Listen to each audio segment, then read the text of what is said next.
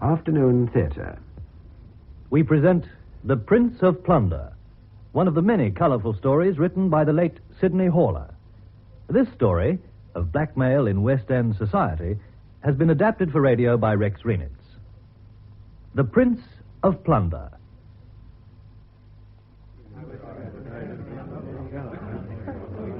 If I may have your attention, gentlemen.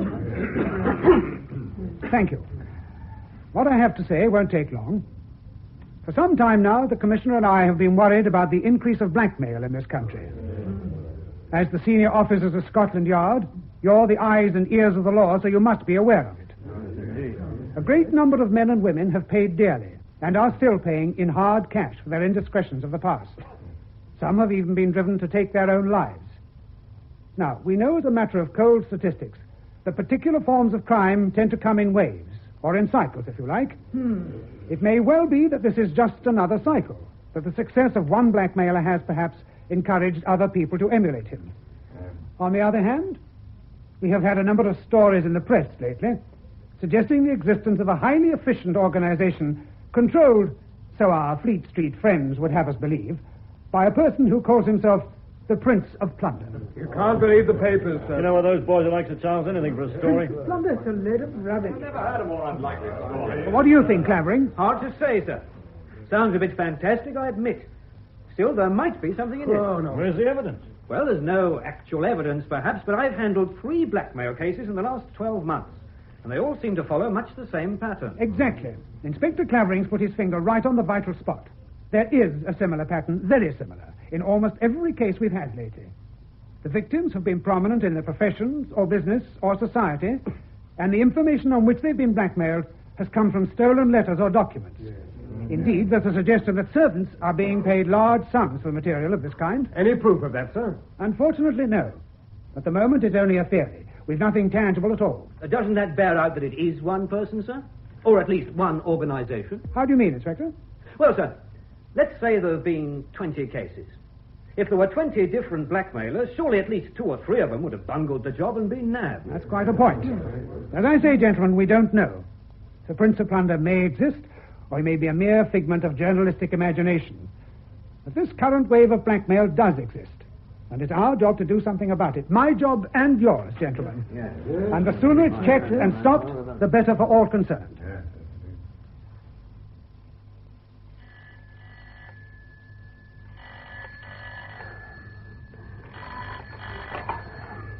Hello? That you, Clavering? Morley here, Assistant Commissioner. Oh, yes, sir? I've been trying to get you for 10 minutes. My wife and I have just got back from the cinema, sir. Sorry to spoil your evening, but I have an urgent job for you. Heard of Charles Crandon? Wimpole Street surgeon? That's the man. He collapsed and died half an hour or so ago at a dinner party given by Lady Blanchard. 341 Curzon Street. Heart, sir? No, it's more serious than that, I believe. Sir Brian Fordingham of MI6 was a guest at the dinner. Oh, It yes. was he who rang me. He seems to think it was suicide. You better get over there right away. Very good, sir. Wouldn't it happen to me? Now, Lady Blanchard, may I first have a list of your guests, please? Oh, yes, Inspector. We're only a small party. For Mr. Crandon, of course. Yes. And then there's Sir Brian Fordingham. Hello, Clavering. How do you do, sir? Oh, you know each other? Yes, indeed. The inspector and I are old friends. Oh, really? This is Sir Gilbert Mildmay. Sir Gilbert Mildmay. Address, please, sir? 8 Winston Court. It's just off Belgrave Square. H. Winston Court. And your occupation, sir? I'm an actor, sir. Oh, yes, of course. I thought the name was vaguely familiar. Well, rarely. Such is fame, Gilbert. May I have your name, sir? This is Sir Hector Panderville. Address 231 Lowndes Square. And your occupation, sir? Occupation? Well, I suppose you better put me down as a dilettante. A what, sir? Dilettante. It means that I go through life doing nothing of importance very pleasantly. I like good food and good wine, I listen to good music, and I collect beautiful things, particularly pictures. You must have heard of Sir Hector's collection of Cézanne. It's famous throughout the country. Oh, my dear Lady Blanchard, you exaggerate its importance. Is there any more you wish to know, Inspector? Not for the moment, sir. And your name, sir? Clark Hungerford. You're an American, Mr. Hungerford. Yes, that's right.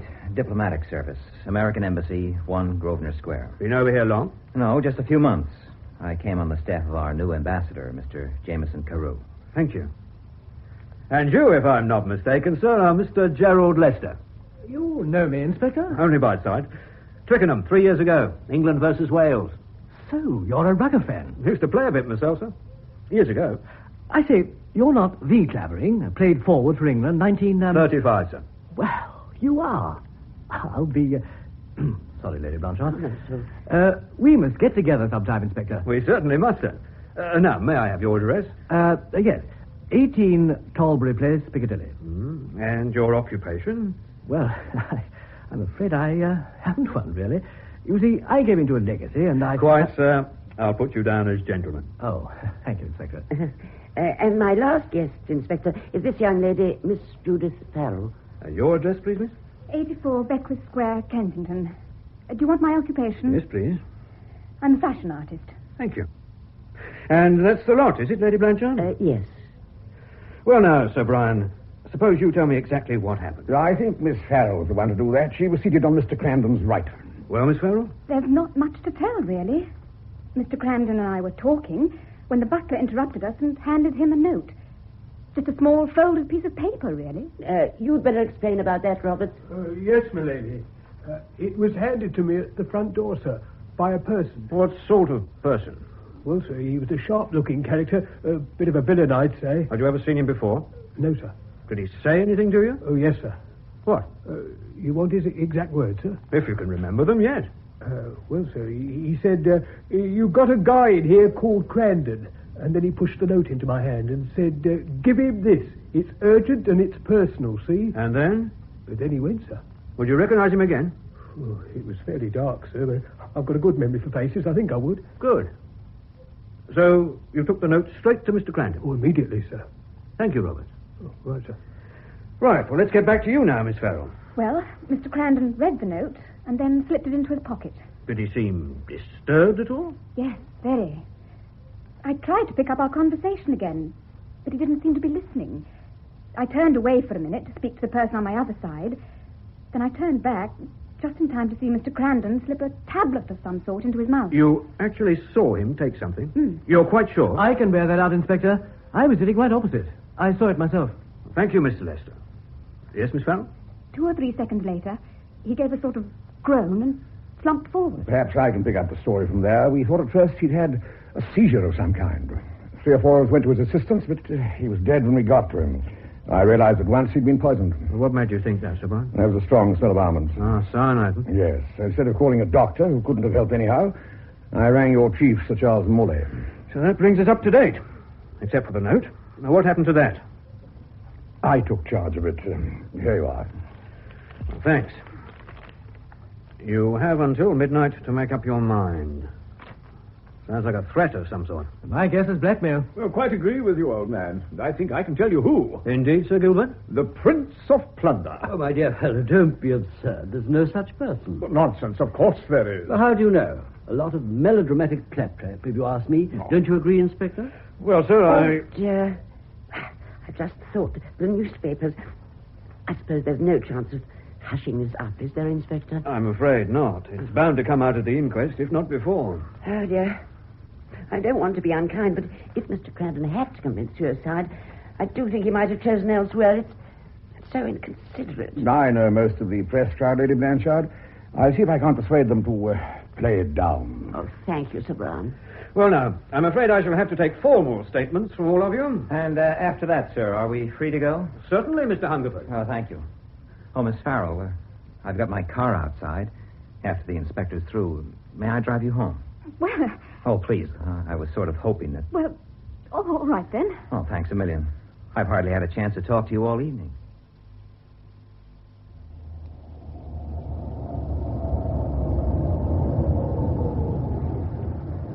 Well, this is it, I guess. Thank you, Mr. Hungerford. Good night. Oh, you don't have to go right away, do you? Well, it's getting late. Can't we talk for just 2 minutes? What about? Oh, you. I'm afraid I'm not very interesting. Well, I hope you'll forgive me if I dispute that. You know, I had you figured all wrong. Really? Yes, I thought you were one of those social butterflies. Sorry if I disappointed you. Oh, on the contrary, I think every girl should have a career. Hardly a career. I had to take up something when Father died. I had a bit of a flair for drawing. And so now you're a fashion artist. Of a sort. Lady Blanchard was telling me your father was in politics. A cabinet minister, no less. Yes. He was a better politician than a businessman, I'm afraid. That's why I'm a working girl.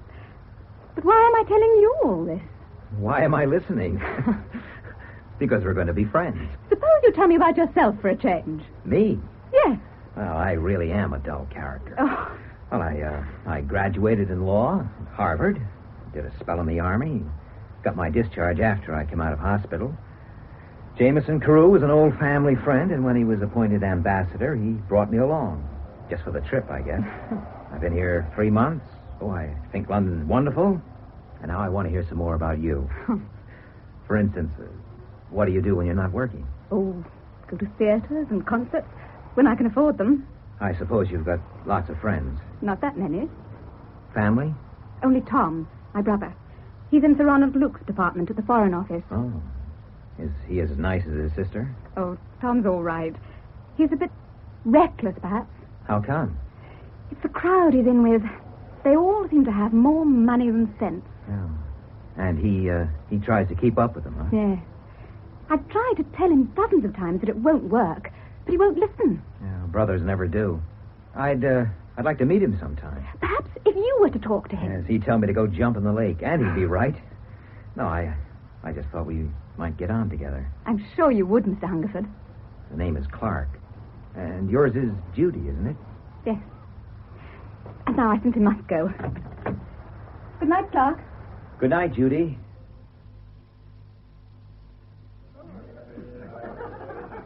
Mesdames et messieurs, faites vos jeux, s'il vous plaît, faites vos jeux. Hello, Farrell. Oh, hello, Lester. I didn't know you were here. I just dropped in for a few minutes on the way home.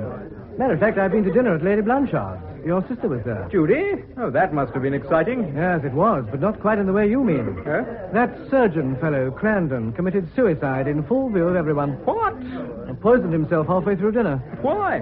Oh, the police seem to think it's blackmail. Faites vos jeux, s'il vous plaît. Excuse me, Faites I vos must make jeux. my bed. Yes, of course. Number 16, I think. How's the luck? Oh, foul as usual. They're my last chips. Rien ne va plus, c'est tout, s'il vous plaît. Come on.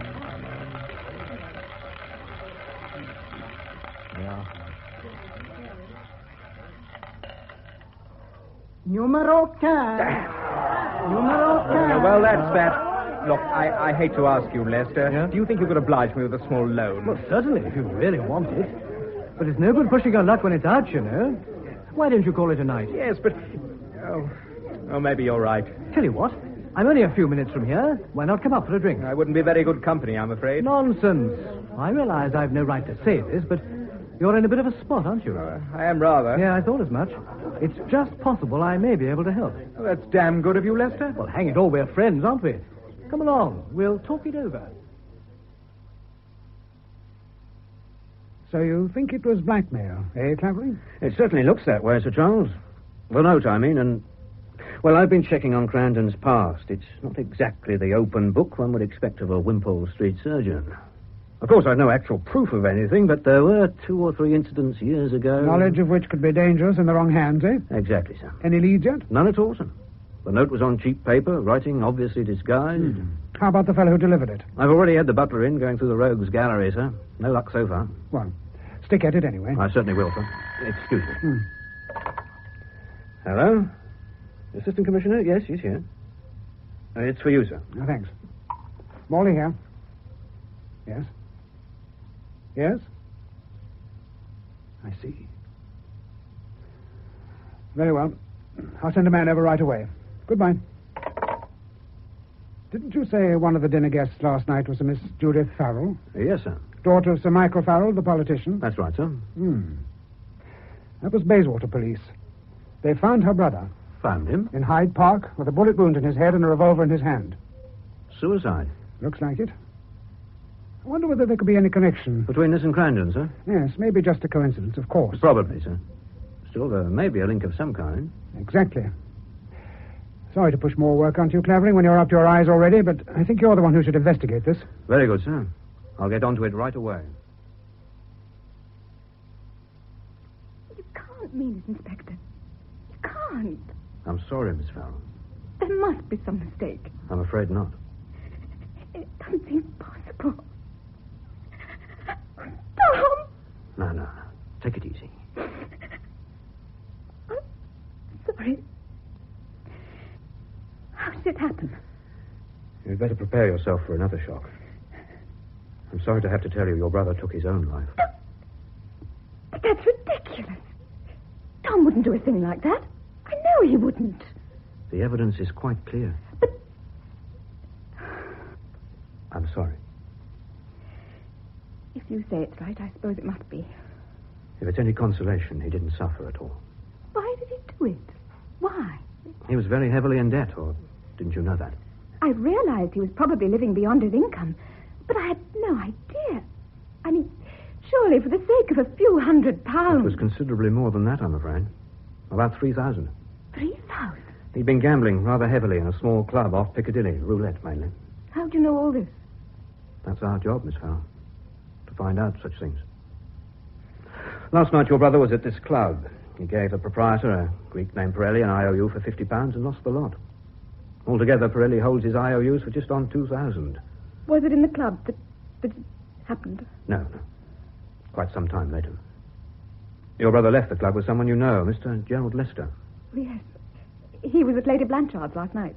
From there, he went to the club where he met your brother, persuaded him not to play anymore, and took him to his flat for a drink. He guessed your brother was in some sort of trouble and thought he might be able to help. That was good of him. Of course, he had no idea he was so deeply involved. When he learned how much it was... Tom told him? So it seems. Anyway, he realized there was nothing much he could do. He offered to lend your brother £500 if he promised not to gamble again. But your brother wouldn't accept. In fact, Lester says he rather resented the offer. Knowing Tom, I imagine he would. I'm surprised he discussed his affairs at all. It's quite unlike him. You know how it is, Miss Farrell. Sometimes you've just got to get a thing off your chest. Anyhow, it did no good. He left Lester's flat about 1 o'clock. And after that? We can only guess his movements from then on. Somehow he must have got hold of a revolver. The doctor thinks death took place about 3 a.m., so I imagine he probably walked in the park for a couple of hours and then decided the only way out was to end it all. And you say he didn't suffer. What about the mental agony he must have gone through in those 2 hours? And all the misery over the past weeks and months. I know, Miss Farrell. It's an old story, of course, but always a tragic one. Believe me, I can't tell you how sorry I am. Thank you, Inspector. Do I have to identify him or anything like that? Mr. Lester's already done that. I'm sure the coroner will accept his identification. The coroner? Of course. There'll have to be an inquest, won't there? Yes, it's fixed for tomorrow morning. There may be no need to call you, but I'm afraid we shall want you there in case. All right, Inspector. I understand.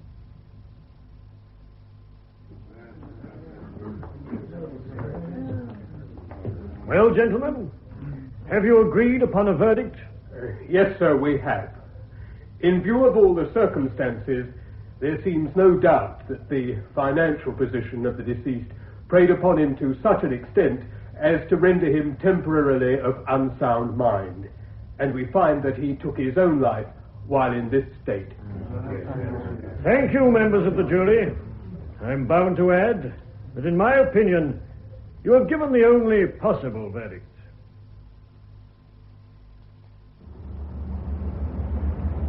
Ah, there you are, Miss Farrell. Can I drop you anywhere?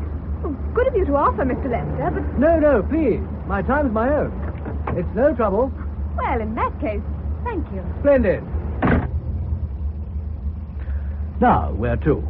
I think I may as well go back to work. Where's that? Buckler and Smart's, Regent Street. You wouldn't perhaps care to have a spot of lunch first? If you don't mind. All right, I quite understand. Bucknell on Smart it is.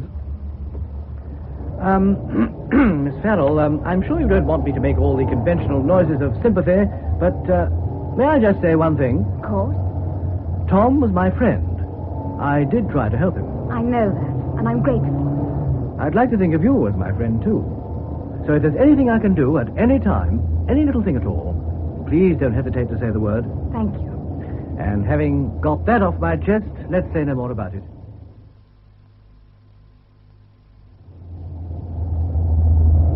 It's just past the next light. Ah, I see, there. That's it. May I give a final word of advice? Of course. I hope this doesn't sound too pompous, but don't brood. It'll do no good, you know. I'll try not to. The way I see it, a man has the right to do what he likes with his own life. And if Tom decided the only solution was, well, you see my point? Yes. Except, of course, that I don't believe for a minute he did commit suicide. What? But surely the coroner... The coroner didn't know, Tom. I did. Even so, the I evidence... realized he was in a jam, but he'd have stuck it out somehow. Whatever else he may have been, he wasn't a coward. I understand how you feel, but if you'd seen him when he left my flat, he was really desperate. All the same, he didn't take his own life. I'm convinced of it. Then, forgive me asking, how did he die? I believe he was murdered. Murdered? By whom? I don't know. For what reason, then? I don't know that either. But I'm going to find out if it takes the rest of my life.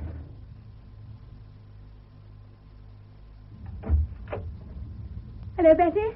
Judy, what on earth are you doing here? I work here, remember? Oh, look, my dear, I know I'm a slave driver, but surely you could take a couple of days off. I'd rather be working than moping in the flat. Oh, you could go to a cinema or have your hair done or something. It would take your mind off things. I'd be all right, really. Well, it's up to you, my dear. But if you're determined, you might as well start with the Vanya Dean assignment. The actress, you mean? Well, that's how she's officially described. Don't tell me she's descended to Bucknell and Smarts. What have we got that Dior hasn't? A credit account, dear. She's been resting these last 3 months. And I shouldn't imagine she'd get much out of that current boyfriend of hers, Ronnie Luke. Sir Ronald Luke?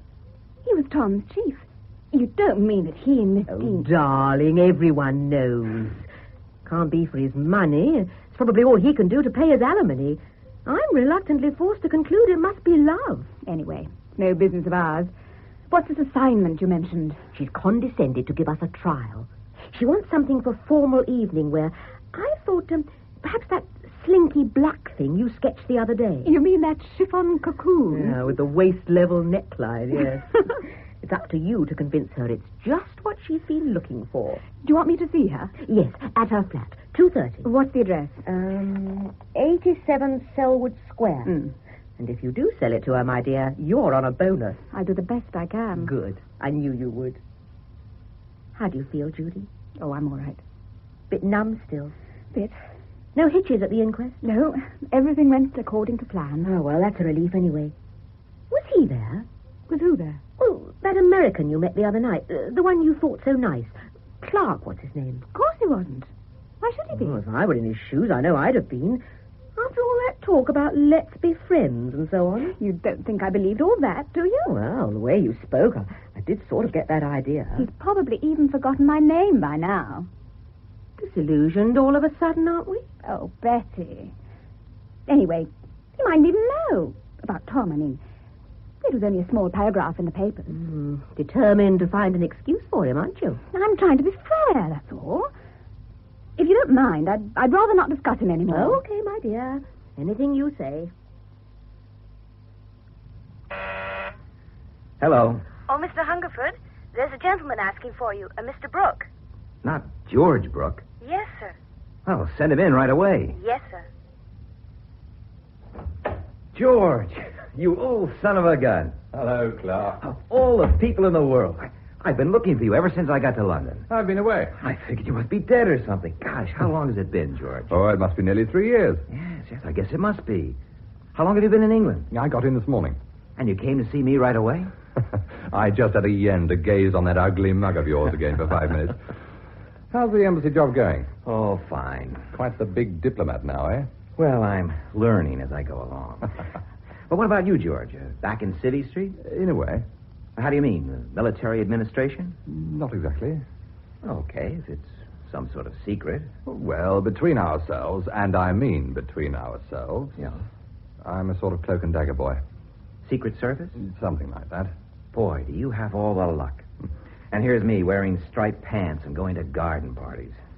What do you do? Oh, we managed to fill in time. At the moment, I'm looking for a man. Who? I don't quite know. I think his name's Lurtz. Oh, what do you want him for? Murder. Oh, I thought that was for the cops. No, not this kind. It was one of our own fellows. A chap named Gatacre. Ah, sort of private and personal, huh? Very. He got on the trail of some racketeers who were buying stuff in a big way, steel and alloys and so on, and smuggling it behind the Iron Curtain through dummy companies in Switzerland. Yes, I'd heard that kind of thing was going on. Anyway, the caretaker disappeared, and a day or so later, his body was washed up on the rocks near Antibes. And you figure the guy who did it is here in England? Yes. Well, let's hope you find him. Say, George, now, this calls for a drink. Let's go. I don't think I'll have the time. Oh, nonsense. Listen, I'm an honorary member of a club just around the corner. All the best people. It'll only take 5 minutes. Well, just the one, then. I really am in a hurry. I have an appointment with my chief, Fordingham, in half an hour. Oh, Fordingham, eh? He's a nice guy. I met him the other night at a dinner party. Oh? Well, let's get going, shall we?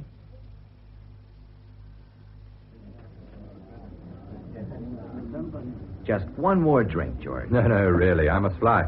Well, okay.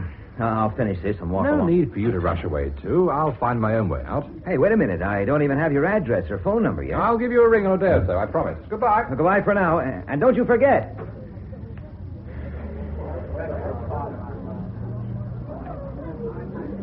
Be or not to be, that is the question. Lost in port, Mr. Hungerford? Oh, hello, Sir Gilbert. Hello, Mr. Hungerford. You remember Sir Hector Pandervell, of course. Yes, certainly. How do you do, sir? Gilbert has a theory that no man should drink alone. Bad for the soul, he says, not to mention the morale. Do you mind if we join you? Oh, not at all, sir. May I order for you? No. We already have our drinks. Well, you've quite got over that extremely nasty experience of the other night, I trust. Oh, sure. Lady Blanchard was right, you know. It really was most inconsiderate of Crandon. Well, I guess he must have been so scared stiff over that note he didn't stop to think of anything. Gilbert still insists it was sent by our mythical friend, the Prince of Plunder, of course. Now listen to me, old boy. My dear fellow, must we start that all over again? You still say it's a lot of melodramatic nonsense, eh? I do, yes. Then what have you to say to this? A month from now, I shall be the Prince of Plunder. You? Oh, really, Gilbert? Oh, on stage, of course.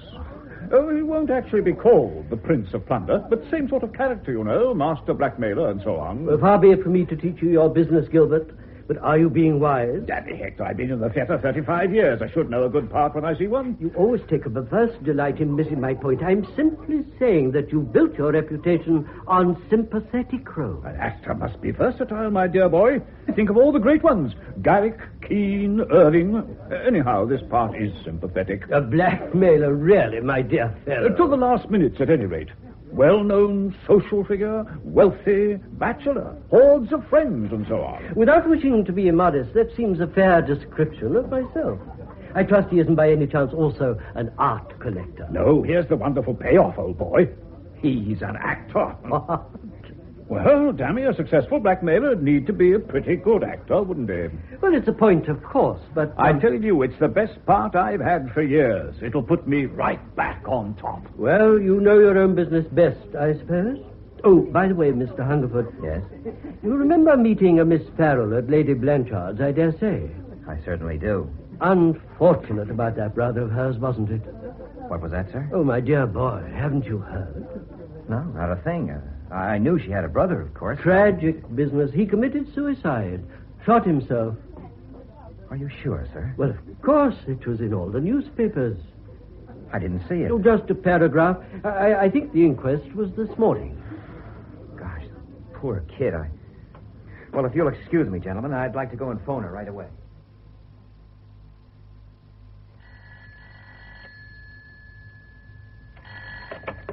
Hello? I'd like to talk with Miss Farrell, please. I'm sorry, she's not here at the moment. Do you have her home number? Well, you won't get her there either. She has a business appointment. When will she be back? I'm afraid I couldn't say. But I've got to see her. It's urgent. Well, if you'd like to leave your name, I'll tell her you rang. Oh, yes, do that, please.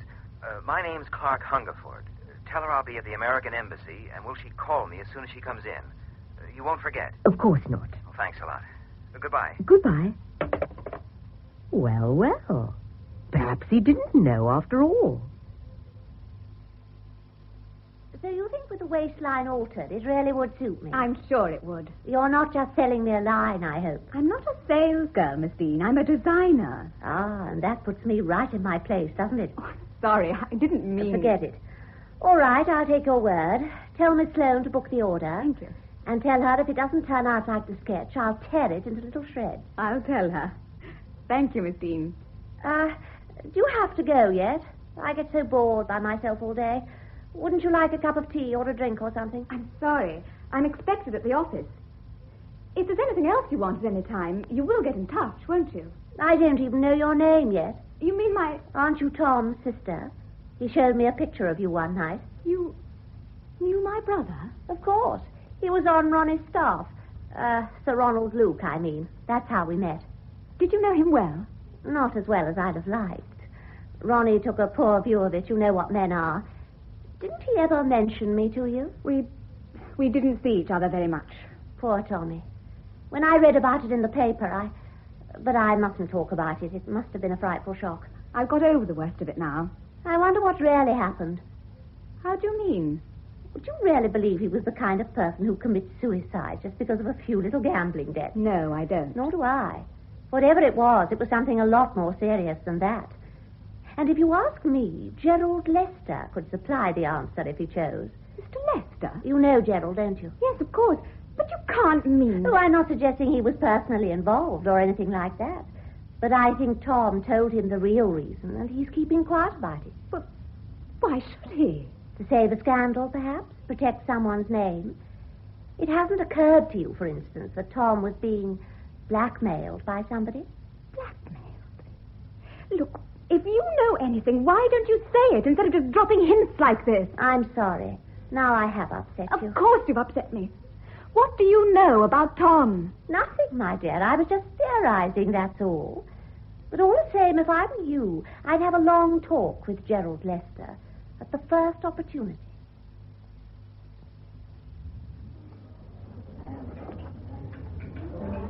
Would you like a liqueur, Judy? No, thank you. It is all right to call you Judy, I hope. Yes, of course. So you think I didn't tell the police or the coroner the whole truth about my talk with Tom? I can't help feeling there must have been something else. You still think he was murdered? Yes. Well, perhaps you're right. Then you do know something. Not exactly, but... Oh, good evening, Hungerford. Good evening. Hello, Miss Farrell. Good evening. I hope I'm not butting in, but I saw you across the room and thought I'd step over for a moment. Have a drink? Well, no, thanks. I can't stay. I'm dining with Mr. Carew. Oh. Miss Farrell, I called you up today, but you weren't in. Really? I got no message. Didn't you? I left one. I just wanted to say... Well, you see, I'd just heard about your brother. I'm terribly sorry. Thank you. If there's anything I can do any time, you will let me know, won't you? Of course. Well, I guess I'd better be getting back to my table now. Good night. Good night. Nice fellow, Hungerford. Yes, I suppose so. You were saying about Tom. Oh, yes. I received a rather strange letter this afternoon. Oh, dash, I left it at my flat. What sort of letter? It was anonymous. I can't remember the exact wording, but it said that if I wished to know the secret of Tom's death, I should advertise in the personal column of the Times next Monday, fixing an appointment to meet a person called the Watchman. What an extraordinary thing. But why pick on you? Well, I suppose it's because Tom and I were friends. Would you like to see the letter? I would, rather. Let's finish our coffee, then. We'll go to the flat. That's strange. I left it here in this bureau. I'm sure I did. Perhaps it's in one of the drawers. I don't think so, but we'll soon see. No. Not there. Amos! It must be somewhere about. You called, sir? That letter I got this afternoon. The one delivered by hand, sir? Yes, I left it here on the bureau. Have you moved it? No, sir. Has anyone been here since I left? Oh, only the man to inspect the telephone, sir. Inspect the telephone? What was wrong with it? Well, I don't know. He said there'd been a complaint. Well, certainly not from me. Was he alone in this room at all? Well, yes, sir. For a few minutes. Thank you, Amos. Well, you don't think, sir, that... All right, Amos. Yes, sir. Very good, sir. You think someone came here to steal the letter? Just seems fairly obvious. You mean... I mean, the man who wrote the letter and I won't be the only ones who'll turn up. There'll be a third person. Someone who's determined I shan't learn the truth about Tom. In that case, you'd better not make the appointment. Why not? I shouldn't want you to run any risks on my account. It wouldn't be fair. Fair? Oh, I'd do anything for you, Judy. Anything at all. That's very kind of you, but... Don't you realize that I'm trying to tell you? Don't turn away, Judy. Please, I've got to say this. I know it's neither the right time nor the right place, but when I first met you... Oh, there's the doorbell. Oh, never mind about that. Please listen to me, Judy. I'm so head over heels in love that I can't... You mustn't. Please let me go. No! Be kind to me, Judy. Please. Hey, what goes on here? Clark! What the devil are you doing here? This happens to be my flat. And this young lady you've been mauling around happens to be a friend of mine. Get out, or I'll throw you out. Brother, you asked for it.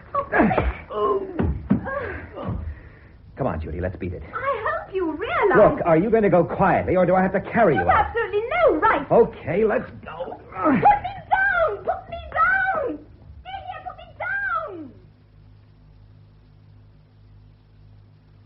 Well, the point is, Sir Brian, that if... Excuse me, Brooke. Fordingham here. No, I'm engaged at the moment. I can't talk to anyone. I'll ask him to ring me again in 10 minutes, will you? Right. Oh, sorry about that. Now, Brooke, you were saying? I was saying I saw Lurtz last night. You did? I think it was Lurtz. He sprang out from a doorway and tried to knife me. We had a bit of a scuffle, then he landed me one on the jaw and ran for it. Oh. Did you get a good look at him? That's the trouble. It was dark, but I'm pretty certain it was him. So, you were right about his being in London. And about him killing Gatacre. How do you make that out? He must know I'm after him. And he must know why. Otherwise, why would he try to murder me? Yes, it's a reasonable thesis, but it's still not proof, you know. Oh, I'll get proof all right as soon as I can lay my hands on him. Need any assistance? No, thanks. This is personal. Yes, I see your point. Well, anything else you want to discuss while you're here? Just one thing, Sir Brian. Yes? Apart from you and myself, who else knew Gatacre was on this mission? No one. Well, that's to say no one but the PM and Sir Ronald Luke. Luke, eh? Yes, the whole inquiry originated through him, at least through his department. I've been hearing one or two stories about Sir Ronald. Oh? How long has this affair of his been going on with that actress, Vanya Dean? About 7 or 8 months, I believe. Anything known about Miss Dean? What do you mean, departmentally? Yes. Good Lord, no. Ever had her investigated? Certainly not. It might be worthwhile, you know. Why? Well, it can hardly be Luke's appearance that attracts her, and it certainly isn't his money. And 7 or 8 months is quite a long time. Yes, Miss Dean? Yes? Yes, we'll send them round. Thank you very much. Goodbye. You've done it, Judy. She's not only taken the black dress, but she wants us to prepare sketches of 3 others. Well, you might try to look a little pleased about it. Sorry. What's the matter? Oh, nothing. Oh, come on, darling. What would you think if you were... Well, if you were with someone and someone else burst in and knocked him down and then flung you over his shoulder as though you were a sack and carried you out? Is that what happened? I've never been so humiliated in my life. It's a good sign when they're prepared to fight for you. It shows they mean business. But he lied to me, too. He said he tried to get in touch with me yesterday. Oh, so he did.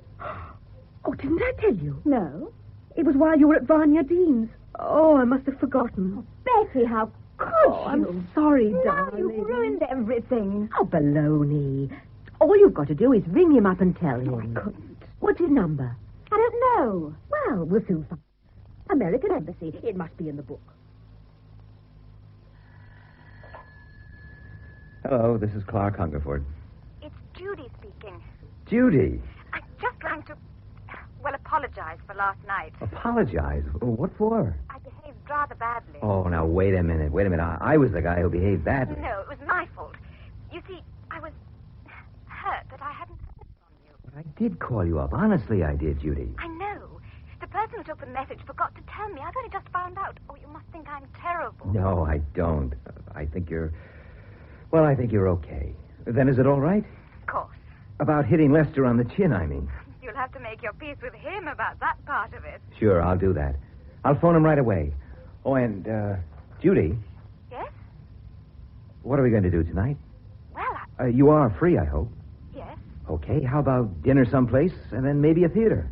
That sounds wonderful. Right. Be ready at 7. I'll be there on the dot. Bye now.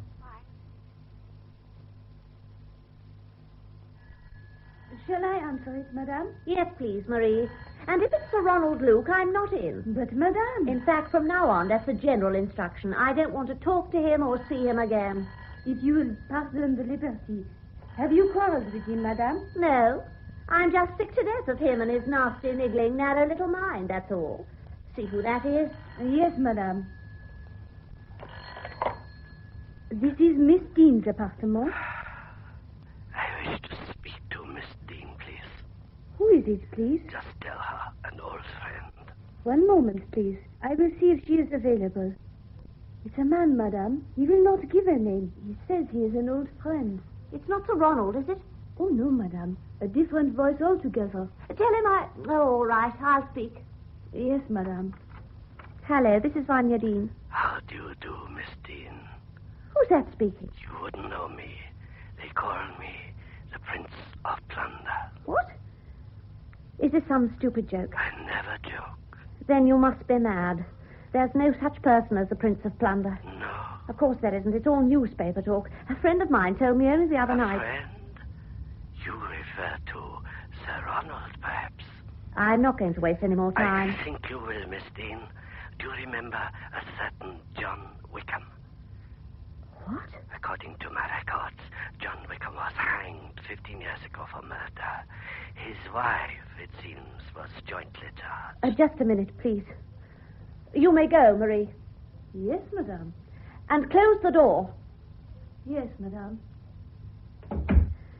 That was my maid. I didn't want... Of course not. I quite understand.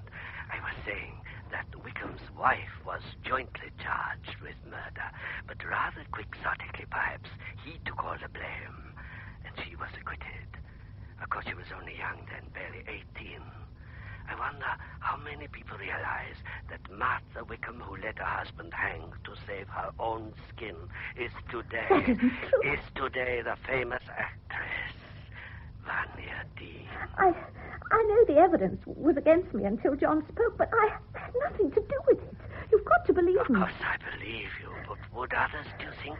Your friends, the management for whom you work, your public? Oh, I should find out. I might find it necessary to make known the facts in the public interest, you understand.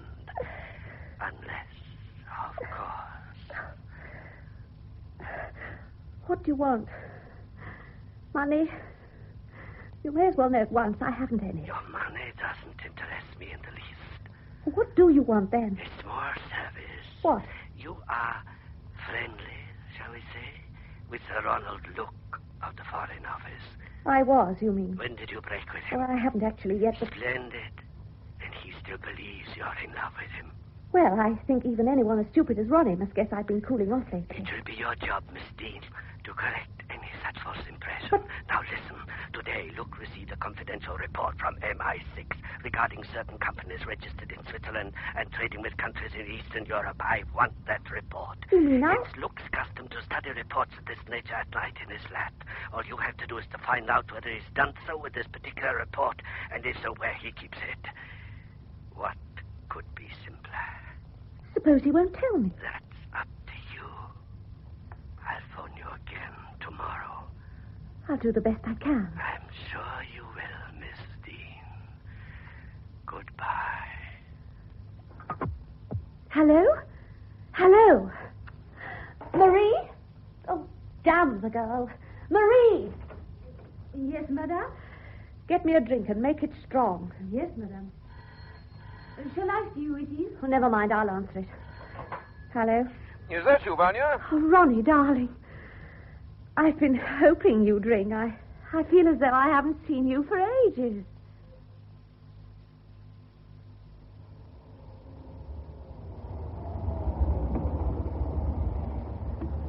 Well, Judy, this looks like good night. Thanks for a lovely evening, Clark. Oh, listen to who's thanking who. This has been the most wonderful night of my life. Nonsense. No, I mean it, honestly. Judy, Yes? Well, there's something What are we going to do tomorrow night? Tomorrow night? Well, I hadn't thought. Well, I am going to see you, aren't I? I mean, you don't have another engagement. Well, no. Oh, that's fine. Same time?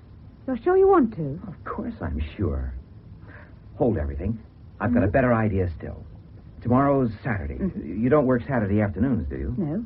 Then let's take a run out someplace into the country. We can find a little pub somewhere and have Oh, a meal. I'm afraid I can't. I have an appointment at 5:30. 5:30. Can't you put it off or something? No, it's important. I'm to call on Sir Ronald Luke. The Foreign Office guy? Yes. He was my brother's chief, as you know. Tom's job was only a minor one, but all the same, it brought him in touch with things that were of a confidential nature. Yeah. And I've an idea that this might have had something to do with his murder. So you still believe he was murdered? More than ever after talking to Gerald Lester, and after that letter he got. You're quite sure there was a letter? Of course. Why should he invent such a thing? Oh, maybe he thought it was better than come up and see my etchings. Isn't that just a little unfair to him? Nothing could be unfair to that wolf in a sheep's clothing. Why do you laugh? I was just remembering the way you looked when you burst into the flat. Poor Mr. Lester. He didn't really deserve it, you know. Oh, I guess not. But I did call him up this afternoon and apologize. That was sweet of you, Clark. How did he take it? Oh, like an English gentleman. But I still say he's a wolf at heart, though. Anyway, don't let's talk any more about that. You were saying about Luke? I thought he might be able to give me some clue about Tom, so I wrote asking if I could see him. I got a note back this afternoon asking me to call at his flat tomorrow. 5:30, you say? Yes. Well, how long do you expect you'll be with him? Oh, it shouldn't take more than a few minutes. Well, how about if I pick you up there at, say, 20 to 6?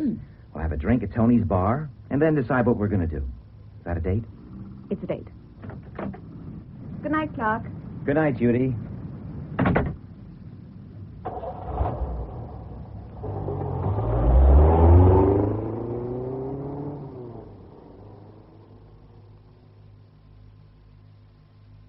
You're very quiet tonight, darling. Am I? Have another drink. No, thanks. Come on, tell me what's wrong. Nothing. There is. I don't like to see you like this. It worries me. Well, if you must know, Ronnie, I've been thinking about us. Us? How do you mean? Wondering how much longer it's going to last. You're not getting tired of me. Of course not, darling. You frightened me for a minute. I wish I could be as sure you're not getting tired of me. My dear Vanya, don't talk such nonsense. Is it nonsense, Ronnie? You know it is. You do love me, don't you? Well, haven't I proved it over and over again? Oh, please, Vanya, I hate to see you like this. I'm sorry, darling, but for all we've been to each other, I just can't help feeling I mean very little to you, really. That I'm no more than a very small part of your life. But that's quite untrue. You mean everything to me. It's sweet of you to say it, Ronnie, but how can I? I have to share you. What do you mean? Well, your wife, for instance. But you know I've asked Celia 3 times for a divorce. Your friend. But, darling, I've already explained... Oh, I know. In your position, you have to be discreet.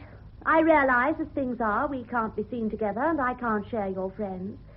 Even your work is so secret you can't discuss it with me. Yes, well, I bet before you and Celia parted, you used to talk it all over together. Husbands and wives always do. But I'm not your wife, and so...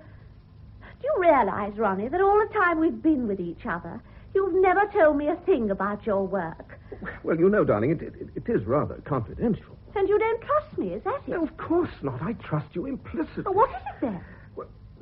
Well, you see, I'm bound by oath not to talk about it to anyone. Oh, that amounts to much the same thing, doesn't it? Please, Vanya, you seem determined to misunderstand. Well, you can hardly blame me, can you? I think it's time I went. No, but please, don't... Oh, what can I say to prove to you that... Does it matter? Of course it matters. You want proof. Very well. You shall have it. Look. Oh, is that where you keep your safe? Behind the bookcase? I always knew you must have one, of course, but even that was secret. You see what I mean? Yes, of course I do. Now, look, I'll show you whether I trust you or not. This is where I keep documents I bring home to study. You see? You can look at them if you like. No, really, darling, I didn't How about this one? Top secret. There are only 2 other copies of this report. The Prime Minister has one, the Foreign Secretary the other. It concerns the smuggling of vital raw materials to countries behind the Iron Curtain. Men have died so that this might be compiled. Go on, read it. Read it? Yes. But it'd take me hours and hours, and I wouldn't know what it was about. You said I didn't trust you. Oh, but Ron, I am dear. proving I do. You do believe me now, I hope. Oh, darling, of course I do. Please, put it away. You're sure you don't want to read it? Quite sure. Very well. I'll put it back. There. I'm sorry, Ronnie. It was beastly of me to go on like that. Right. That's all right. Let's have another drink, shall we? I really should be going. Who on earth could that be at this hour? You're not expecting anyone? At midnight? Good Lord, no. Why doesn't your man answer it? It's his evening off.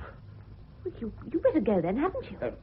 Yes. Listen, Vanya, don't misunderstand me, please, but it might be... Well, it might be embarrassing if you were to be found here. Is there any other way out? No, you'll have to go into the bedroom. I may be there for hours. I'll get rid of whoever it is as quickly as I can. Now, please, darling, be a good girl. Well, all right.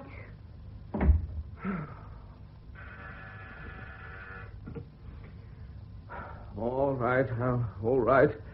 I'm coming. Oh, it's you, Boynton. Good evening, Luke.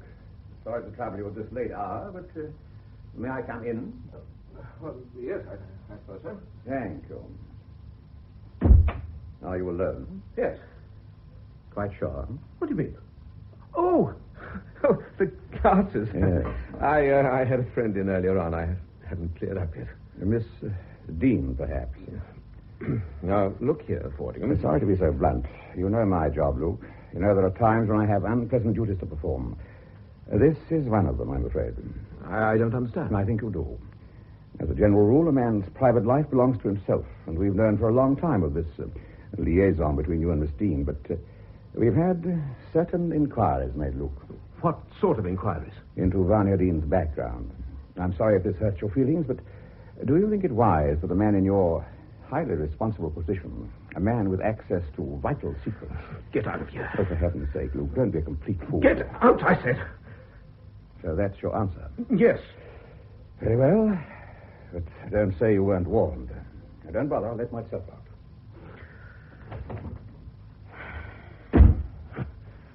Damn Secret Service types. All the same. Well, that's just about the limit. Huh? Practically accused me of being a spy. Now, Vanya, wait a minute. Well, that's what it amounts to, doesn't it? You might at least have defended me. But I did. I always knew you were spineless. Oh, Vanya. How could you have stood there and let him say those dreadful things? Oh. This is the end, Ronnie. Vanya, please. No, wait, please. Wait, listen to me. Good night. Oh, Vanya. And goodbye. Oh, Vanya.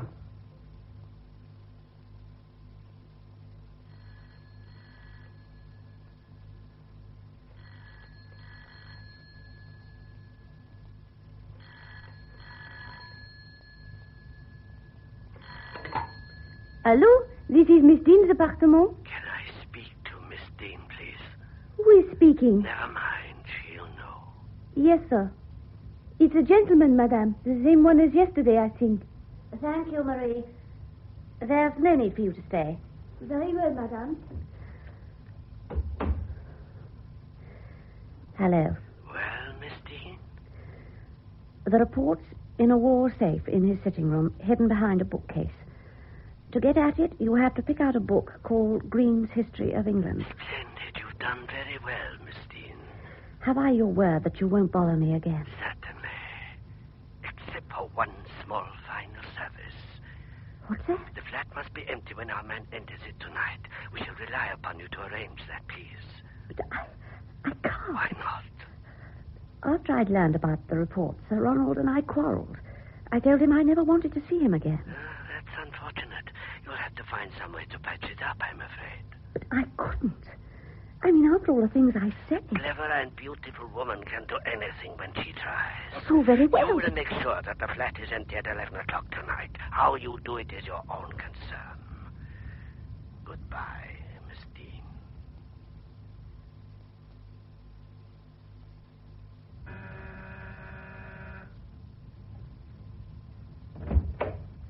Good afternoon, Sir Ronald. You're Miss Farrell, I take it? Yes, Come in, please. thank you. It was kind of you to agree to see me. I doubt if it'll serve any good purpose.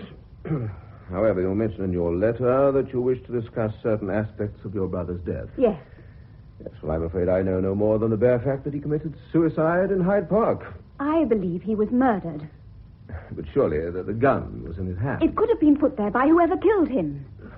But if it wasn't suicide, who did kill him? And why? That's what I'm trying to find out, Sir Ronald. That's why I'm here. My dear young lady, I've already Perhaps told Tom's you. murder had something to do with his work in the Foreign Office. Oh, really, Miss Farrell?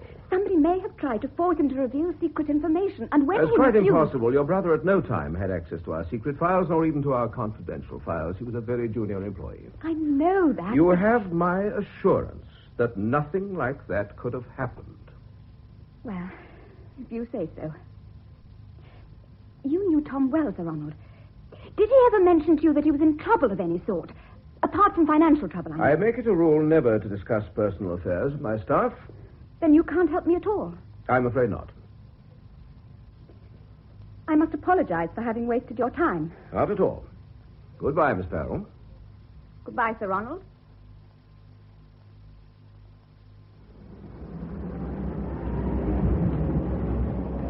Hello there. Hello, Clark. Well, it's just as well I arrived early. You couldn't have been in there more than a couple of minutes. I wasn't. Yes. And if I'm any judge, you didn't have much success. No. Well, what did he say? He simply ridiculed the whole idea in a few well-chosen words and showed me the door. Yeah, he would. Oh, anyway, the heck with him. Ah, now I see why he was so anxious to get rid of me. Huh? Oh, that blonde just going into the building, you mean? Yes, it's Vanya Dean, the actress. Ah. They're supposed to be close friends. Very attractive, don't you think? Not my type. What is your type? Well, maybe I'll tell you a little later. Well, let's get into the car and go. Tony's Bar, first stop. Ronnie, I'm sorry. Really, I am. I behaved stupidly last night. I said things I shouldn't have. You certainly did. It was just that, well, hearing that man say all those dreadful things about me, I lost my temper. I'm sorry, darling. It's too late, Vanya. Too late? You were right. We're through. But I'm trying to tell you. I didn't mean that. Perhaps not. But I do. Ronnie, I thought we might drive down to the coast, have dinner It's no good, somewhere. Vanya. I've had all day to think it over. And shall I tell you what conclusion I've reached? That Fordingham was right. You can't possibly believe that I'm a spy. That wasn't his word, you know. It was your own. But he practically said Oh, no, it. he said no such thing. What was it, Vanya? A guilty conscience? I don't know what you're talking about. I think you do. That sudden interest in my work after all this time. Oh, very clever, my dear. And like a fool, I fell for it. Please, Ronnie, you mustn't say things like that. But it's true, isn't it? Isn't it? And tonight we're going to drive down to the coast. Empty flat, report in safe. I see it all now. You are a spy, or as near as makes no difference. It's not so, I swear it. Well, we'll soon see about that. Oh, what are you going to do? Ring Fordingham, of course. Let him decide. Oh, Ronnie, please. Ronnie. Excuse me, Brooke. Hello. Matthew Fordingham. Yes. This is Ronald Luke. I'm speaking from my flat. Can you possibly come over here at once? Yes, I dare say. But what did you want to speak about? That matter we were discussing last night. Oh, yes. I think you should know that... Hello. Hello. Are you there, Luke? Hello. What's the matter? Something's happened to Luke. He's either had a seizure of some kind or... What? I don't know. Come on. Let's get over there at once. Luke! Open the door! There's no sign of a caretaker. We'll have to break down the door. All right. Ready. Now! Once again. Now! That's it. Luke, where are you? There he is. Eh? Good God. Is he dead? Yes. Looks like compound fracture of the skull. Yes, it does. It's paperweight, I imagine. I shouldn't touch him if I were you. No, I won't. Now, have a look around. See if you can find any evidence of who's been here. Okay. How about the police? I don't know. They'll have to be told. Yes, I suppose so. All the same, we don't want this to get into the newspapers. I've got it. Clavering. Most discreet man at the yard. I'll ring him now. I say, look at these. Huh? A letter from a Judith Farrell asking for an appointment. Judith Farrell? She was at that dinner party at Lady Blanchard's. Anything else? And this. It's a note in Luke's diary for today. Miss Farrell, 5:30. You surely don't think... Well, it was only a quarter of an hour later that Luke was knocked on the head. Yes, but... Hello? Put me on to Detective Inspector Clavering, please.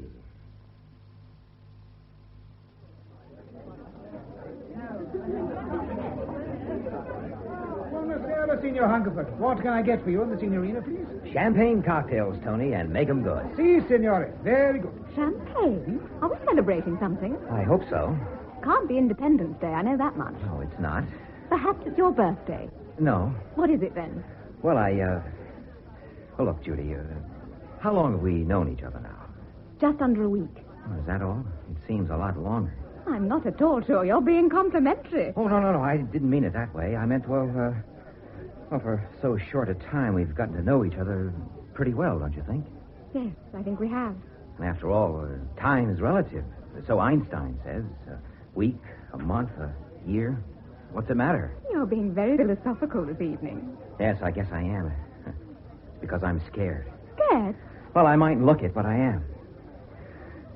Judy, this is going to come as a great shock to you, so hold on to your hat. But will you marry me? Clark! Well, I know this is a heck of a place to ask you. All these people, I mean. You probably think I'm crazy, but, well, it's sort of easier here somehow. Do you really mean it, Clark? Oh, sure I mean it. You don't think I'm just talking to pass the time, do you? I'm trying to tell you that I love you, Judy. From the first night we met at Lady Blanchard's, remember? Of course I do. I knew then this was going to happen someday. Well, it had to. But I never thought I'd pluck up courage so soon. Oh, you don't have to answer right away if you don't want to. And if I do want to? Judy, you don't mean it. You can't possibly mean it. Yes. I can't believe it. Gosh. The champagne, signore. Tony! You're talking to the future Mrs. Hungerford. So, this is the recent news? Yes, very recent. In that case, the champagne is on Tony. Oh, Tony, I didn't mean that. I salute your very good fortune, signore. And mine, I hope, Tony. But, of course, signorina. I hope you like this, Judy. But I happened to be passing a jeweler's shop this morning, and I just sort of spotted it in the window, and it looked all right, so I took a chance, and, well, here it is. Clark, darling. Beautiful. You really like it? The most wonderful ring. Oh, try it on for size. If it doesn't fit, the fellow said that you could take it. But it does. Look. It's perfect. It does look kind of good on, doesn't it? I don't know what to say. Nor me. Oh, it's just like a dream. Then I hope I never wake up. I'll try to make you happy, Judy, I promise. Come on, let's drink. To us. To us. Well, hello, you two. Oh, hello, Mr. Lester. Hello, Gerald. I should hold my head in shame, I know, but as we've already all apologized profusely to each other on the phone... Oh, come on, forget it. Have a drink. Oh, thanks, but I'm expecting friends any minute. Oh, we insist, don't we, Judy? Emphatically. As a matter of fact, you're just in time to congratulate us. Oh. Look. Isn't it beautiful? Well, this is really something. I hope you realize, Hungerford, you're straining friendly Anglo-American relations a bit far. How come? I should be madly jealous. In fact, I am. Okay, brother. What's it to be? Pistols at dawn? A pinch of arsenic in your champagne. I think it's more certain. Talking of champagne. Hey, Tony, another one of these, please. Si, signore. When's the wedding to be? Oh, that's up to Judy. As soon as you like. Good Lord. Here's Inspector Clavering. Ah, Miss Farrell, I've been searching the whole of London for you. Searching for me? But Is something wrong, Inspector? I'm afraid so. I'll have to ask you to come along with me, Miss Farrell. is it something to do with Tom? Not exactly. You'll hear all about it in a few minutes.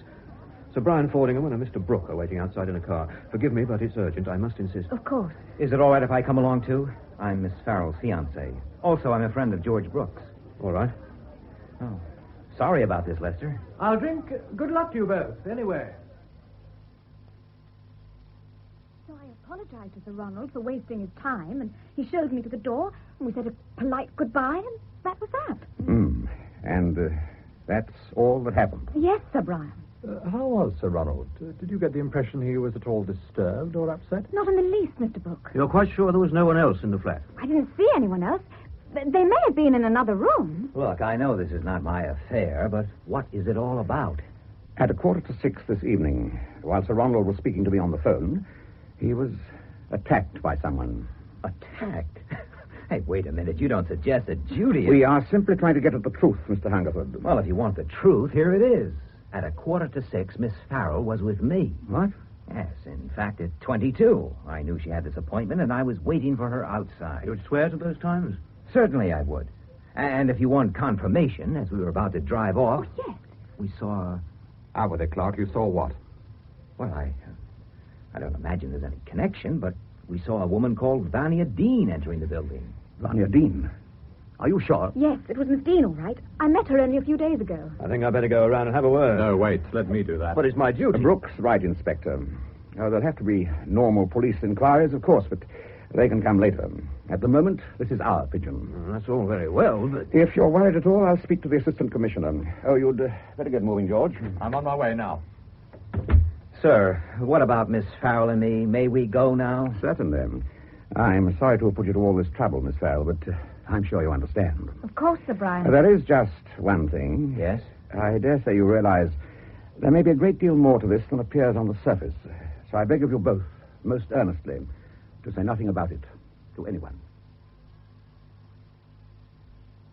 You might as well come clean, Miss Dean. We know you entered the building at 20 to 6. We know you went to Luke's flat. We know you were in the room with him when he rang Sir Brian Fordingham. You know a great deal, don't you? Enough to put you away for a long time, and I don't mean only for attempted murder either. I haven't the faintest idea what you're talking about. No? Luke had found out something about you, hadn't he? And you struck him down to silence him. And what's more, we know what that something was. You were after a paper he kept in his safe, weren't you? A certain report. It's not true. First you tried to persuade him, and then he became suspicious and tried to telephone, and so you attacked him. Then you panicked, and instead of opening the safe and getting the report, you ran for it. I know nothing of any report. Why should I want such a thing? Oh, not for yourself. Of course, you were acting on orders. Whose orders? That is exactly what I want to know. Now, look, I'll make a bargain with you. As things stand, you face a very serious charge. The police must act, and we can't stop them. But we can, I believe, persuade them to break the charge down to manslaughter. We can't promise, of course, but we'll do all we can. All we ask in return is the name of the man who sent you to get that report. I don't know it. Please, Miss Dean. I don't, I tell you. I only spoke to him on the phone. He knew something about me. You see, he threatened to make it public if I didn't do as he told me. Didn't he call himself anything at all? Yes. The Prince of Plunder. So that's it. Did you have a long conversation with him? Fairly long. And you didn't recognize his voice? No. He had a foreign accent. It may have been assumed, though, because once or twice it did sound vaguely familiar. Who did you think it may have been? But I wouldn't like to say. I may be wrong, and besides, he threatened me. I'm afraid. We'll give you all the protection you need. Now, come on, Miss Dean. Who was it? Well, it sounded to me rather like a man I'd met called... Oh! Miss Dean. Monsieur, I heard a noise. Madame! Your mistress has been shot. Shot? From somewhere in that opposite building, I imagine. Phone for a doctor at once. I'm going across to look for whoever did it. I'll be back as soon as I can. And you found no one at all? It was an empty building. There were plenty of footprints in the dust, of course, but that's all. Whoever fired the shot must have made a pretty swift getaway. And when you got back to the flat, Vanya Dean was dead? Yes. A doctor had just arrived, but he was too late. You found nothing in the flat? Not a thing. I didn't expect I would. So we're no further forward at all. On the contrary. All we have to do now is to find the man who calls himself the Prince of Plunder. If he exists. Oh, he exists, all right. Scotland Yard's been on his trail for months. How can we succeed where they've failed? We happen to know something the Yard doesn't. What's that? That he's not only a blackmailer, but also the man behind this international smuggling racket. Yeah? Which means we also know one of his associates is my old friend Lurtz. Lurtz? In fact, I wouldn't be surprised if it was Lurtz who fired the shot that killed Vanya Dean. And I'll tell you something else. I've a hunch that young Farrell's death is tied up in this somewhere. You're doing a lot of guessing, Brooke. Well, what's wrong with an occasional guess, sir? That's so long as it's right. Anyhow, it's good enough for me. I'll see you later. Where are you going now? To look for Lurtz. Of course, I don't know what your ideas are about a honeymoon, darling, but I figured it might be sort of nice to go back home. To America, you mean? Yes, you could meet my folks. I think that's a wonderful idea. They could come over for the wedding, I suppose, but, well, if we're going to be married next month, it mightn't be so easy for Dad to leave his business so soon. Excuse me, sir. You haven't forgotten our coffee, have you, waiter? No, sir. It will be here in a minute. You are Mr. Hungerford, aren't you, sir? Yes? I've been asked to give you this note. Who by? I couldn't say, sir. It was left with the commissioner. Oh, thanks. Thank you, sir. Who can this be from? Who'd know we were dining here tonight?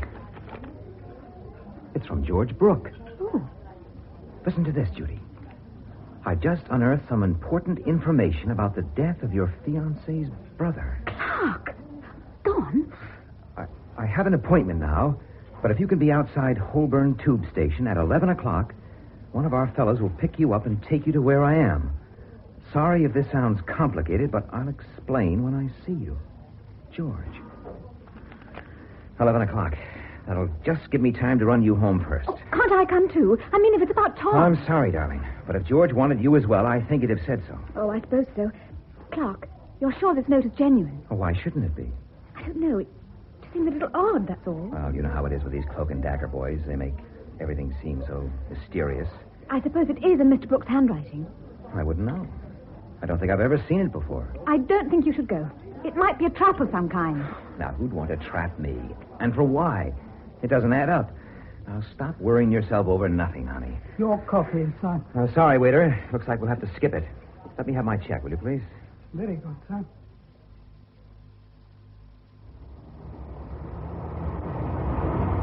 Mr. Hungerford? Yes? Ah, you're right on time. I've a car over here. Oh, I've got mine, too. Oh, that's a complication, I'm afraid. Well, suppose you drive to wherever we're going, and I'll follow. Mr. Brooks said nothing about that. I think you'd better leave yours here, and you can pick it up later. Okay. You're the boss. Let us go then, shall we?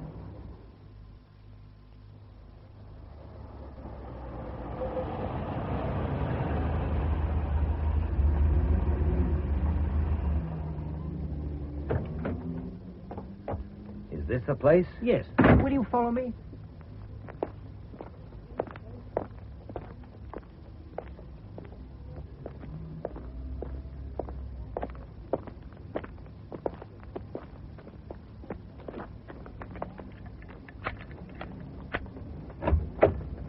In here? Yes, that's right. Look, I'm not quite sure. Nice work. Let's shut the door. Right. What are we going to do with him? Help me drag him over here. Right. We'll tie him to this chair. That's the idea. Give me a hand. He's coming round already, I think. Good. A bit tighter, I think. Yes. That's more like it. What happened? Good evening, Mr. Hungerford. Oh, Lester. But I thought I was going to meet your friend Brooke. Exactly. I'm sorry, but one has to resort to a little subterfuge now and then. I don't get all this. Then I shall do my best to enlighten you. My colleague, Mr. Lurtz here, first suggested he should lie in wait for you as you were going home. He's a very good shot, is Mr. Lurtz, and I'm sure he'd have done an excellent job, but there was a risk and he might have failed. I didn't fail with the Dean woman, did I? Or with Gatacre? I don't question your efficiency for a moment, Lurtz, but this way is better. You see, if a man's to die, it's better he should know why. Don't you agree, Mr. Hungerford? Or don't you follow me yet? I follow you, all right. Good. I was willing to overlook our little fracas at my flat the other night. Rather generously, you must admit. But you should never have got yourself engaged to Judy. That, I'm afraid, was fatal. You mean to say Exactly. Pistols at dawn, Mr. Hungerford? Your own phrase. Only there'll only be one pistol in the very capable hand of Mr. Lurtz. You don't kid yourself that even with me out of the way, Judy's going to fall for you, do you? I think it's possible. Gratitude can easily turn to love. And what's she got to be grateful to you about? I propose to clear up the mystery of her brother's death, to remove the stigma of suicide, which she appears to find so distressing. Yeah, cook up some evidence, you mean, to make it look like murder? But, my dear fellow, it was murder. Or shall we call it justifiable homicide? Huh? Young Farrell was very foolish. He was heavily in debt, and I offered him money in return for copies of certain documents in the possession of his chief, Sir Ronald Luke. It seemed a fair enough bargain to me. It would, to you. But far from being grateful, he called me a number of unpleasant names and threatened to expose me. So you killed him, huh? He left me no choice, I'm afraid. And how do you figure you're going to sell the police a story like that without implicating yourself? That's quite simple. I shall implicate you. When your body's found, there'll be certain papers in your wallet which will make it quite apparent you've been using your position at the embassy to obtain and pass on information to certain people in Switzerland. Oh, you're crazy if you think anyone's going to believe that. Come to think of it, you're crazy anyway. No! Oh. Never say that again. You're crazy. Crazy. Crazy. Get him, Lutz. Right. No, you don't. George! All right, Lutz, when you've the gun, drop it. Boy, am I glad to see you. Look out. Lester's got a gun. Oh, my God. Over against that wall, Lutz. Keep your hands well up. Now turn your back. That's the idea, and stay like that. Let's set you loose first, Clark. There we are. How's that? Fine. Take this gun and keep an eye on Lutz. Right. I'll see if there's anything I can do for Lester. Lester, can you hear me? Yes. I didn't want to shoot you, but you fought. Better this way. Maybe you're right. Listen to me, Lester. You've got a last chance to square your conscience. I know you were working for someone else. Yes. Someone else. Who? What's his name? Yes, who is he? Did you get it, George? Yes, I got it. Lester? He's dead, I'm afraid. Well, I can't shed any tears over that. Well, what are we going to do with this Lutz now? Turn around, Lutz. No, don't. You can lower your hands now. Give me your wrists. Those will keep you quiet till we turn you in. Turn me in? For a couple of murders you were kind enough to admit. Gatacre was my friend, remember? So you were listening, George. Well, you don't imagine I got here by chance, do you? Well, I've been trying to figure out just how you did get here. Oh, that's easy. I just picked up Lutz's trail and saw him meet you outside Holborn Tube. So I thought I'd better join the party, just in case. Well, it's lucky for me you did. Oh, I'd have intervened sooner. Only I was interested to hear what Lester had to say. We've a lot to do yet. Come on, Clark, let's get moving, shall we? There you are, Hector. Check. Oh, I believe you got me, Gilbert. I can only go there. Of course I've got you, dear boy, right where I want you. There. Mate. It's not very good at chess, are you, Hector? Oh, my dear fellow, it ill becomes a winner to gloat. Oh, bad loser, eh? Not at all. I think I'd better go. Nonsense, it's early yet, just after midnight. It's all right for you actors, natural night birds, all of you. What you need, old boy, is another whiskey. Now, say when. Oh, really, Gilbert? Just a small one, please. What's the good of a small one? Here, have a real snorter. You're obnoxiously hearty tonight, I must say. Well, why not? God's in his heaven, and all's right with the world. I detest heartiness. You know what's the trouble with you, Hector? Liver, not enough exercise. Now, take me, for instance. Beg pardon, sir. What is it, Jameson? 2 gentlemen have called, sir. At this hour? Who are they? Mr. Brooke and a Mr. Hungerford, sir. Hungerford? Our young American friend. Naive, but rather charming. Oh, yes, that chap, yes. Well, damn it, what can they want? Oh, ask them in, Jameson. Very good, sir. Now, if you'd rather not stay, dear boy. No, not at all, not at all. Mr. Brooke, Mr. Hungerford. Evening, Hungerford. Good evening, sir. Good evening, Sir Hector. Oh, delighted to see you again, young man. I'd like to introduce a friend of mine, Mr. George Brooke. Sir Gilbert Mildmay. How do you do? Sir Hector Panderville. How do you do? Well, now then, gentlemen. Drinks? No, thanks. Not for me. You'd better do the talking, George. Bless my soul, this all sounds very serious. It is, I'm afraid, sir. First, let me explain. I'm a member of what's commonly known as the Secret Service. One of Fordingham's boys, eh? Yes. How interesting. Do go on, Mr. Brooke. Recently, while he was investigating a certain smuggling activities on the continent, a colleague of mine was murdered. I traced his killer, a man named Lutz, to England. In the course of my inquiries, I discovered that the man behind the smuggling racket was the blackmailer known as the Prince of Plunder. One up to me, Hector. Didn't I always insist there was such a man? Assuming we can accept Mr. Brooke's story, of course. You can accept it, all right, sir. As you can guess, this Prince of Plunder is a man of considerable social standing.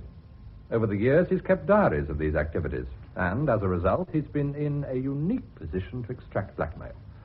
Normally, he's worked through what one might call a chief of staff, a man you both know. Who the devil's that? Gerald Lester. Lester? Really, Mr. Brooke? I can't believe it. It must be some mistake. We've had his confession, Sir Gilbert. You mean he's under arrest? Lester is dead. Dead? And this man, what did you call him? Lutz? He's in custody on 2 charges of murder.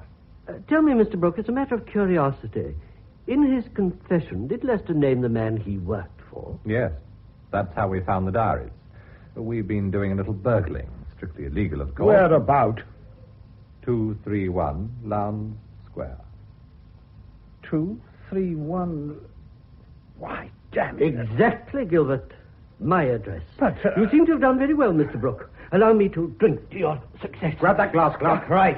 Give me. Let me go. You'll break my arm. You got it, George. Yes. I thought so. Will someone please tell me what this is all about? You weren't quite quick enough, Sir Hector. I saw you drop the tablet in the glass. There'll be no easy way out for the Prince of Plunder. Not you, Hector. Surely not you. My dear fellow, don't look so surprised. After all, you're not the only good actor in the world, you know. If you're quite ready, Sir Hector, shall we go? In The Prince of Plunder, adapted by Rex Reenitz from the novel by Sidney Haller, Sir Hector Panderville was played by James Thomason, George Brooke by Clifford Norgate, Sir John Mildmay by Godfrey Kenton, and Clark Hungerford by Edward Bishop.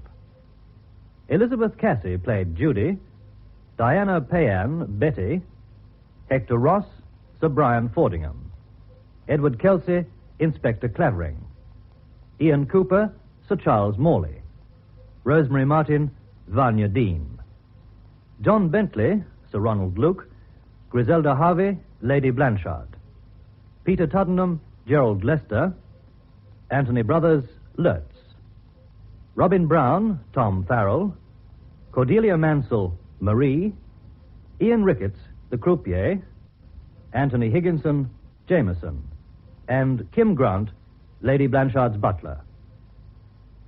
The Prince of Plunder was produced by David Geary.